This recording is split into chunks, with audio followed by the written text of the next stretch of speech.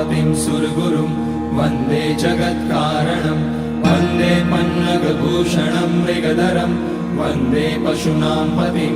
वन्दे सूर्यशशाङ्कवहिनयनं वन्दे मुकुन्दप्रियं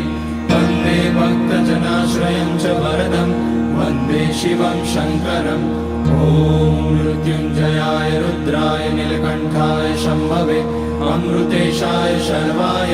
महादेवाय ते नमः। नमस्तेऽस्तु भगवन् विश्वेश्वराय महादेवाय त्र्यम्बकाय त्रिपुरान्तकाय